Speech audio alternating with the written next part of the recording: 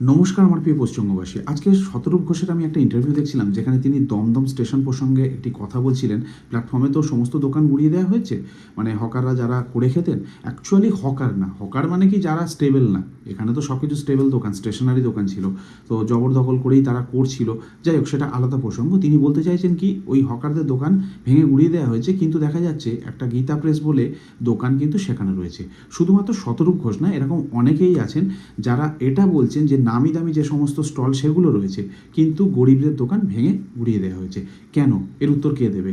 এর উত্তরটা খুব সহজ। যেটা ম্যানিপুলেশনের চেষ্টা করা হচ্ছে, সেটা আমি একটা জিনিস বলে দিই। এরা লাইসেন্স প্রাপ্ত, এরা রেলের থেকে ডিরেক্টলি জিনিসটা নিয়েছেন, তারা সঠিক ভাড়া দিয়ে জিনিসটা করছেন, কিন্তু বাকি যারা ছিলেন তারা ডিরেক্ট রেলের সাথে সেইভাবে যুক্ত ছিল না। মাঝখানে কেউ না কেউ ছিল, কারোর না কারোর ইনফ্লুয়েন্স ছিল, কোনো না কোনো অফিসার হতে পারে, কোনো কোনো নেতা হতে পারে। তো তাদের ইনফ্লুয়েন্সের মাধ্যমে এরা এতদিন জবরদখল করে খাচ্ছিল। ডিরেক্ট কোনো রেলের সঙ্গে এদের কোনো কন্ট্রাক্ট ছিল না, সেই কারণে এদের দোকানগুলো ভেঙে গুড়িয়ে দেওয়া হয়েছে। এবার আসি শতরূপ ঘোষের কাছে। তিনি বলছেন গীতা প্রেস, এই দোকানটার নাম তিনি কেন বিশেষ করে বলছেন? বর্তমানে যেহেতু বিজেপি আমাদের রাজ্যে এসছেন এবং ডবল ইঞ্জিন সরকার আর কি, তো উনি ভাবছেন যে ধার্মিক কারণে এই দোকানটা থেকে গেল। না, এই দোকানটার সঠিক লাইসেন্স রয়েছে, তারা রেলের থেকে ডিরেক্ট নিয়ে বসে আছে বলে।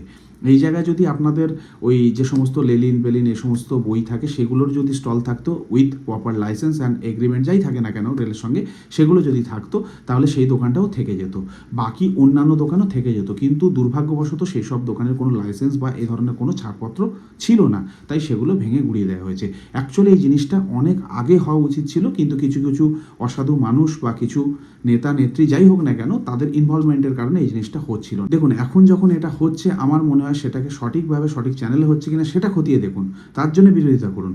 কিন্তু একেবারে ওই যে গীতা রয়েছে বলে বা ধার্মিক ব্যাপার রয়েছে বলে সেই স্টলটা ভাঙা হয়নি, এই সমস্ত জিনিস তুলে আনা বা প্রশ্ন করা, আমার মনে হয় আপনাদের যে মোটিভ সেটা নিয়েও কিন্তু প্রশ্ন উঠতে পারে।